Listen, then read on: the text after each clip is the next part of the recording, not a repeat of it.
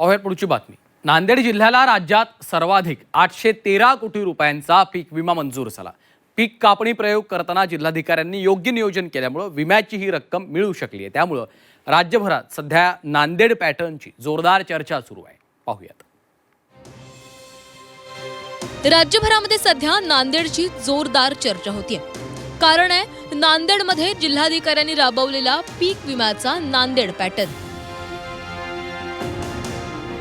नेमकं काय झालंय तुम्हालाही प्रश्न पडला असेल ना, तर त्याचं झालं असं की नांदेडमधील शेतकऱ्यांना पीक विमा मिळावा यासाठी जिल्हाधिकाऱ्यांनी केलेल्या प्रयत्नांना यश आलंय।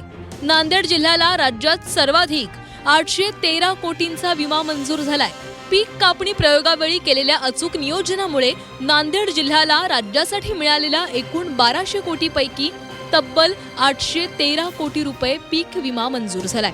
दुसऱ्या क्रमांकावर असलेल्या अहिल्यानगरला 118 कोटी रुपये पीक विमा मंजूर झालाय। म्हणजेच पहिल्या आणि दुसऱ्या क्रमांकाच्या जिल्ह्यामध्ये तब्बल 695 कोटींचा फरक आहे। मागच्या वर्षी झालेल्या अतिवृष्टीमुळे शेतकऱ्यांचं प्रचंड नुकसान झालं। त्यामुळे कांदा शेतकऱ्यांना पीक विमा मिळावा यासाठी जिल्हाधिकाऱ्यांनी जातीनं लक्ष घातलं। पीक कापणी प्रयोग योग्य पद्धतीनं करण्यासाठी जिल्हाधिकाऱ्यांनी सर्व उपजिल्हाधिकारी, तहसीलदार, मंडळ अधिकाऱ्यांना फील्डवर उतरवलं। बऱ्याचदा प्रयोग केअरफुली होत नाही किंवा त्यामध्ये नजर चुकीने काही आकडे जर जास्त भरले गेले तर तो संपूर्ण मंडळ वंचित राहण्याची शक्यता पण असते। त्यामुळे असं कुठलं होऊ नये आणि प्रत्येक डेटा जो आहे तो एकदम ट्रान्सपरंटली केअरफुली मॉनिटर व्हावा म्हणून आम्ही हा सगळा डेली एक्सरसाइज करत होतो। जवळजवळ 1200 कोटीच्या आसपास पूर्ण राज्याला जो खरीप नुकसानीचा विमा मिळाला आहे त्यापैकी 813 कोटी एकटा नांदेडला तो मिळालेला आहे। पीक विमा मिळाल्यानं शेतकऱ्यांना मोठा दिलासा मिळालाय।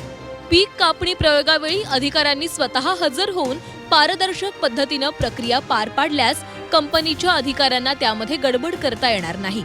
त्यामुळे जिल्हाधिकाऱ्यांनी वापरलेली ही आयडिया नांदेडमधील शेतकऱ्यांना फायद्याची ठरली आहे। यावर्षी जे नुकसान झालं होतं पावसाळ्यामध्ये त्याचा आम्हाला काल परवा विमा आला। विमा आल्याबद्दल आम्ही शासनाचे तर आभारी आहोतच, पण आमच्या जिल्हाधिकारी कार्यालय, जिल्हा परिषद, तलाठी कार्यालय असेल किंवा तहसीलदार ऑफिस असेल यांच्याकडून आम्हाला खूप मदतीची अपेक्षा होती। ती पूर्णतः तशी शासनाने केलेली आहे।